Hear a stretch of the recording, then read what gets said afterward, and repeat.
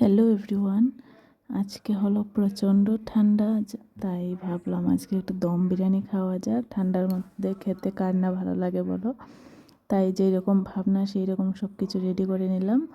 নিয়ে এই যে দেখো আমি এখানে মাংসটা ম্যারিনেট করে নিচ্ছি। আর তোমরা তো দেখতেই পারছো এখানে কি কি দিয়েছি, সেটা আমি আর আলাদা করে বলছি না, কারণ মাংস তো সবাই রান্না করে, তো সবারই জানা। তো আমি এখন মাংসটাকে ম্যারিনেট করে তারপর কিছুক্ষণের জন্য আমি ফ্রিজে ঢুকিয়ে রাখবো, ডিপ ফ্রিজে দেবো। আর ধরো আধা ঘন্টা পর আমি মাংসটাকে আবার বের করে নিয়ে আসবো। তো এরকম ঠান্ডার দিনে কার কার খেতে ভালো লাগে অবশ্যই কিন্তু কমেন্টে জানাবে। আমার তো ঠান্ডার দিনে খেতে দারুণ লাগে, বিশেষ করে চিকেন হলে তার কিছু বলতেই হয় না। তো এখন আমি ডিপ ফ্রিজ থেকে বের করে নিয়েছি, আর এদিকে দিয়ে দিচ্ছি পেঁয়াজ আর রসুন, তার সাথে আলুটা আমি আগে দিইনি, কারণ না হলে বেশি সিদ্ধ হয়ে যায়, ভেঙে যায় আলুটা, যার জন্য। তো এই যে মাংসটা আমার মোটামুটি কষানো হয়ে যাচ্ছে। আর পুরো ভিডিও আমি স্টেপ বাই স্টেপ দেখাইনি, কারণ শুধু শুধু ভিডিওটা লেংথি হবে আর কিছু হবে না। তো এই যে দেখো আমার মোটামুটি ঝোল বেরিয়ে গেছে। এখন আমি এটাকে ভালো করে কষিয়ে নেবো। এই যে কষানো হয়ে গেছে, এখন আমি এখানে দিয়ে দেবো কয়েক টুকরা পেঁয়াজ, কারণ আমার পেঁয়াজ খেতে দারুণ লাগে। মাংসর মধ্যে যদি বড় বড় পেঁয়াজ থাকে তো বেশ লাগে। তো আমার ফাইনালি মাংস রান্না কমপ্লিট। এখন আমি বানাবো রায়তা। যেহেতু দম বিরিয়ানি হবে তার জন্য তো রায়তা দরকার। তো তার জন্য এখানে আমি নিয়ে নিচ্ছি টক দই, পরিমাণ মতো টক দই নিলাম। তার মধ্যে দিয়ে দেবো শসা। আর রায়তাটা আমি বাড়িতে কিন্তু আজকে ফার্স্ট টাইম বানাচ্ছি। তো এখানে দিলাম কুচি করে রাখা শসা, তার সাথে পেঁয়াজ, আর তার সাথে দিয়ে দেবো সামান্য লঙ্কা কুচি। আর এখানে দিলাম সামান্য গোলমরিচের গুঁড়া, আর তার সাথে দিয়ে দেবো বিট নুন আর চাট মশলা, কারণ চাট মশলা ছাড়া এটা ভালোই লাগে না। এটার মেইন টেস্টই আসে চাট মশলার জন্য। তো আমি পরিমাণ মতো দিয়ে এখন আমি এটাকে একটু ভালো করে মিক্স করে তারপর বাটিটা ধুয়ে সেই জলটা আমি এখানে দিয়ে দেব। তো এই যে দেখো আমার রায়তা মোটামুটি রেডি হয়ে গেছে। তো এখন আমি এটা রেখে দেব, আর এদিকে আমি বিরিয়ানিটা এখন তৈরি করব। তো প্রথমে আমি এখানে সামান্য তেল দিয়ে দিচ্ছি, আর তার মধ্যে আমি দিয়ে দেবো পেঁয়াজ। আগে বেরেস্তাটা তৈরি করে নেব।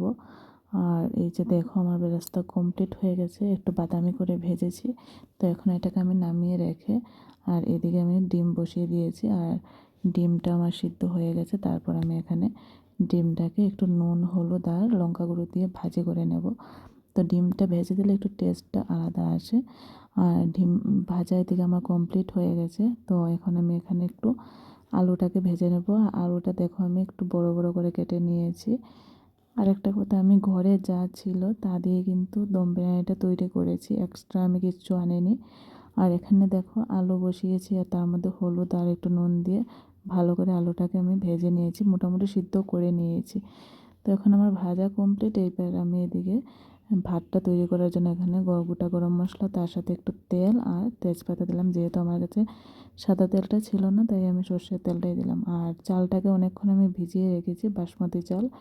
তো এখন আমি চালটাকে দিয়ে তো ভালো করে আমি ভাতটা তৈরি করে নেব, কিন্তু একটু কম তৈরি করব। ধরো 80% আমি ভাতটা রান্না করব।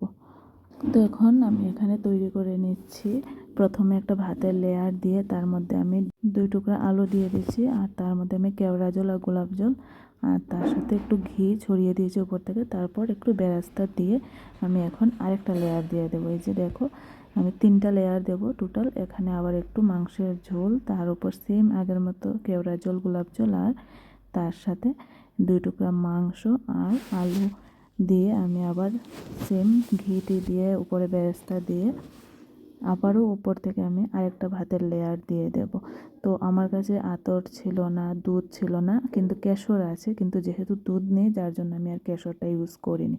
তো এখন একদম লাস্ট লেয়ার, এখানে দেখো ডিম, আলু, চিকেন, লেগ পিস সব কিছু আমি দিয়েছি। আর আগে তোমরা দেখেছো যে আমি 3টা ডিম নিয়েছিলাম, কিন্তু সিদ্ধ করার পর দেখলাম একটা একটু কেমন ভিতরটা, যার জন্য আমার আর ভালো লাগেনি, তাই আমি 2টা ডিমই ইউজ করলাম এখানে।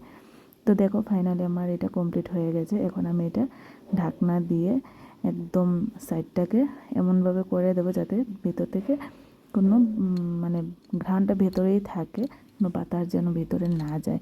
এইভাবে করে আমি একটু গরম বসিয়ে দিয়েছি। তো বেশিক্ষণ না, এটা আমি 10 মিনিটের জন্য রেখে দিয়েছি। এই যে দেখো ফাইনালি মানে দেখতে কি দারুণ লাগছে, জাস্ট একবার দেখো, খেতেও কিন্তু দারুণ হয়েছিল। তো কারা কারা এরকম দম বিরিয়ানি খেতে ভালোবাসো, প্লাস বৃষ্টির দিনে খেতে ভালোবাসো, অবশ্যই কমেন্টে জানিও। সবাই একবার বাড়িতে ট্রাই করে দেখো, যা আছে তা দিয়ে ট্রাই করো, এক্সট্রা কিছু কিনে আনতে হবে এমন না কোনো। দেখেইছো আমি এক্সট্রা কিছু ইউজ করিনি, আমার ঘরে যা ছিল তা দিয়ে কিন্তু আমি করেছি।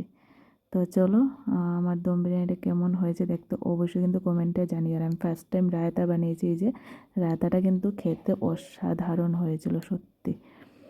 তো চলো টাটা, সবাই ভালো থাকবে আর দেখা হচ্ছে নেক্সট ভিডিওতে।